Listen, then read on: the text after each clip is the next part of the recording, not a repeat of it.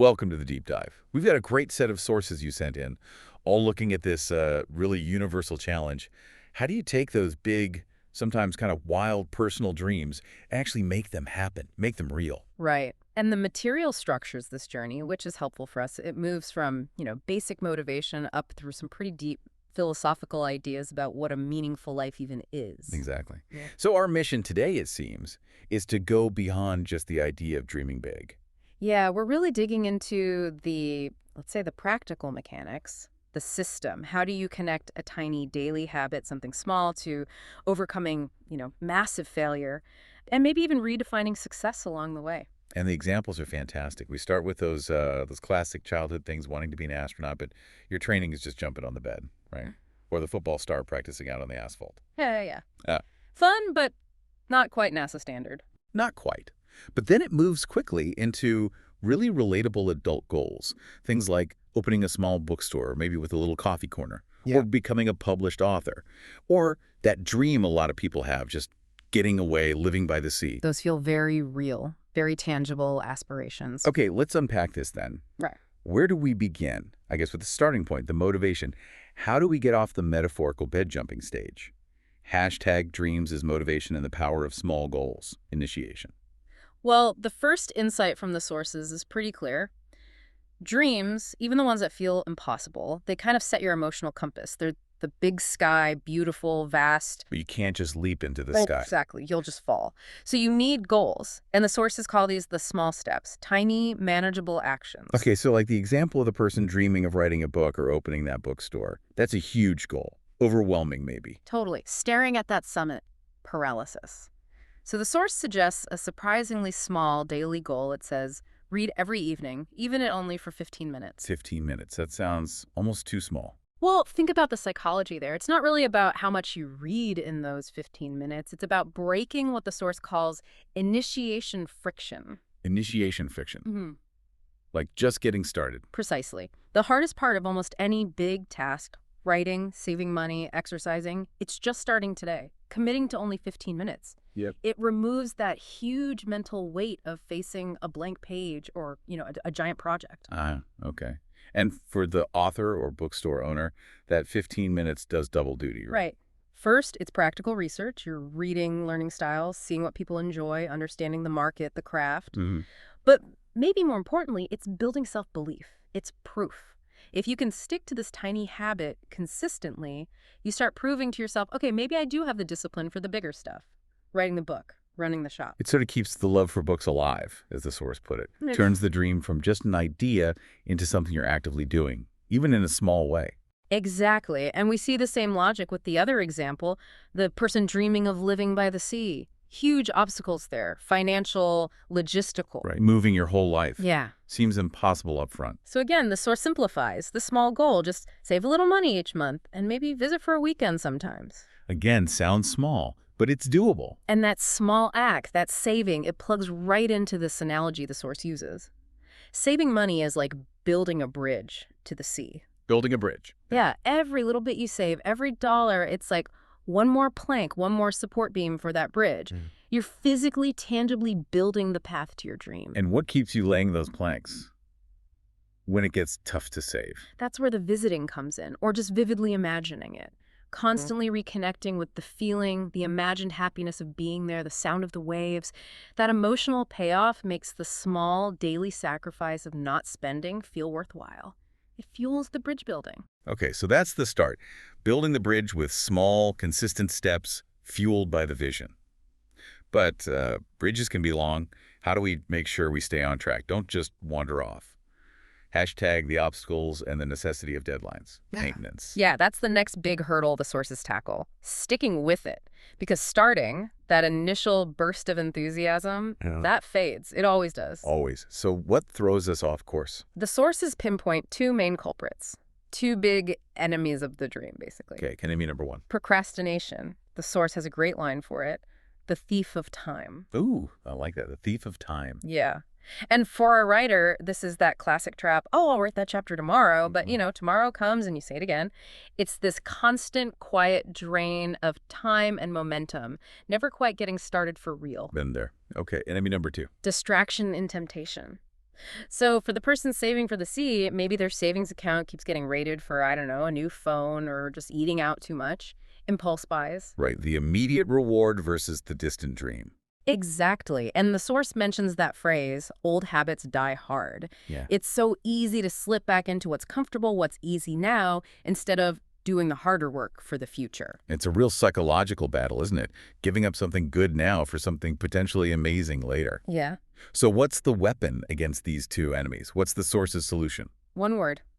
Deadlines. Deadlines. Okay. The source is pretty emphatic here. It says, without a deadline, a dream is basically just a cloud that floats around with no direction.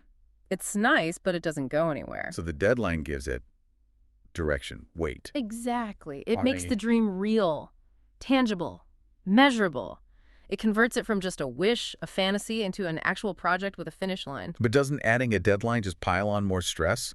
We're already struggling to keep the habit. Now there's a ticking clock. Well, yes, but it's necessary pressure. That's the point. It forces Yeah. you to confront the procrastination and the distractions. It No. makes the abstract concrete. Can you give an example from the source? Sure, the author doesn't just say, I want to write a book. No, they set a specific, measurable goal. Finish 30 pages of the draft by the end of the year. Okay. 30 pages by December 31st. That's specific. It's realistic, it's chunked down, it creates accountability. You either did it or you didn't. No wiggle room. And for the Sea Dreamer? Same idea, not just save money, it's save enough money for 2 seaside trips by December. Quantifiable. Yeah. So now when that shiny new phone temptation comes along, Right. You have to weigh it directly against the goal. Is this phone worth giving up one of those trips I promised myself? It creates that helpful friction, forces a conscious choice. makes sense? It backs up that other saying the source uses. A goal without a plan is just a wish. The deadlines are part of the plan. They're the milestones. They're the trail markers on the mountain path. You know, if you only ever stare at the huge peak, it feels impossible. Deadlines make you focus on just the next step, the next marker. And if you keep hitting those markers, eventually you reach the summit. Hashtag adversity, failure, and transformation. Adversity. Okay, so we're making progress, hitting our deadlines. Yeah. But then comes the part nobody likes to talk about. The source calls it the moment when even the best plan collides with failure. Yeah, this is where it gets really interesting and maybe a bit uncomfortable because the sources are clear. Failure isn't just possible, it's pretty much guaranteed at some point. It's part of the process. And we saw that in the stories, didn't we?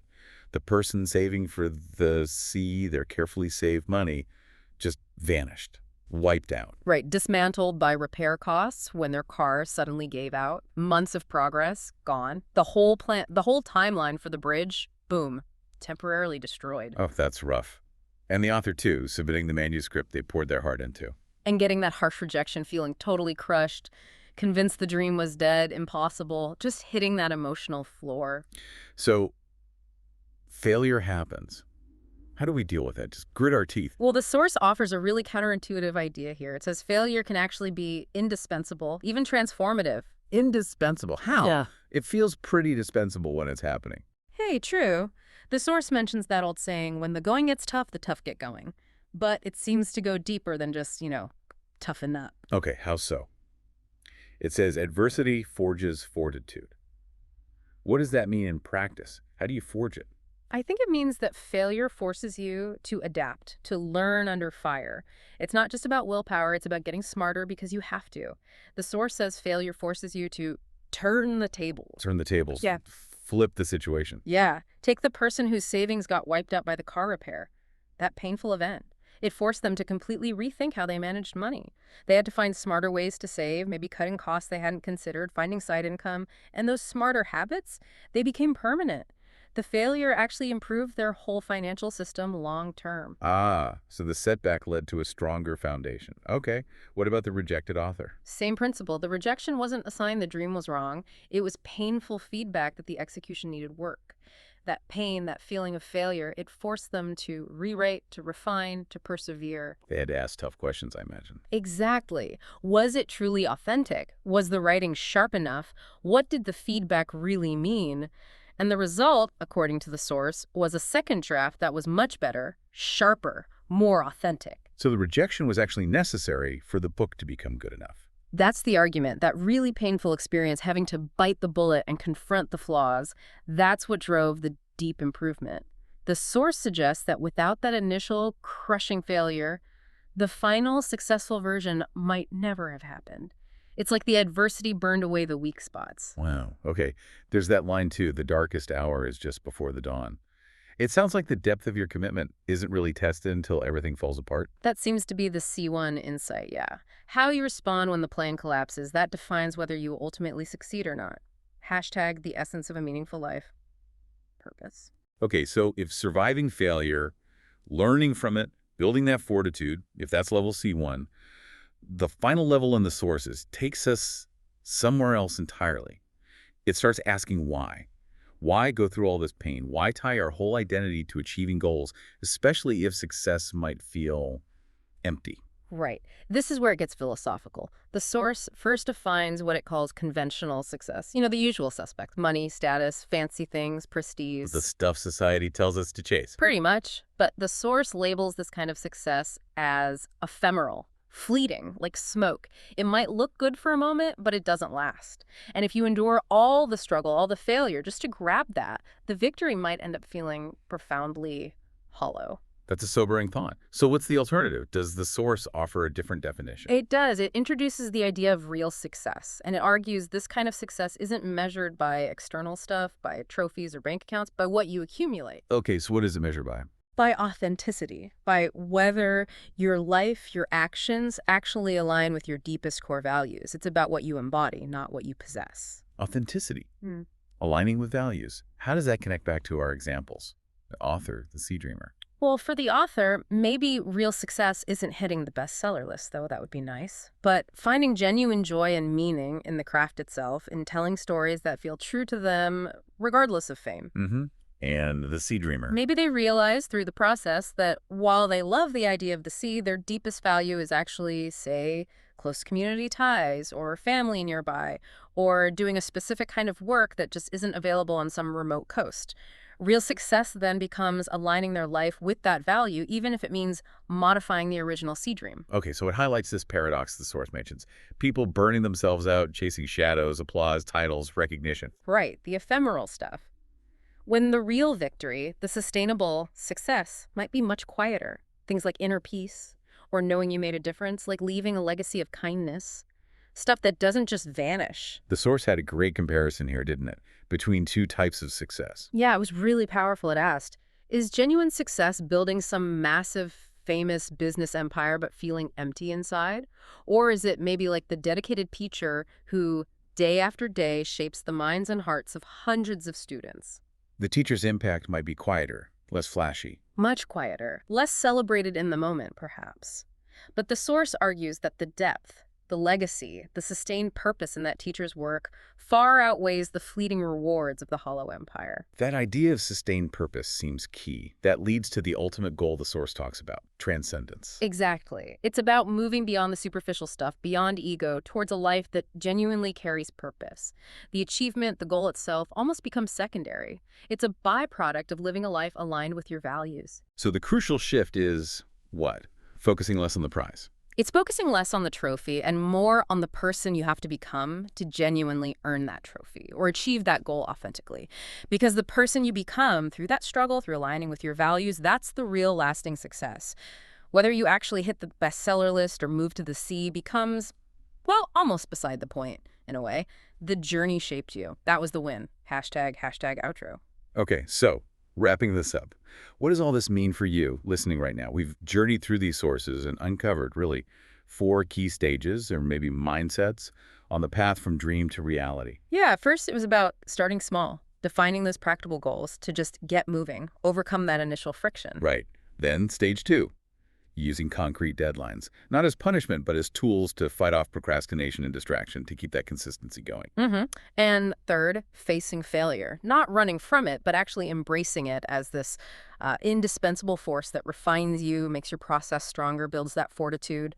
And finally, the big one, aligning whatever you achieve, not with external validation, not the fleeting stuff, but with deep inner authenticity, making sure it actually matters to you. So the core question we're left with, the one for everyone listening to maybe ponder, is when you look at your own goals, your own dreams, what are you building? Is it something solid, something authentic that aligns with your true purpose? Or are you maybe just chasing shadows? Things that look good but might disappear the moment you grasp them.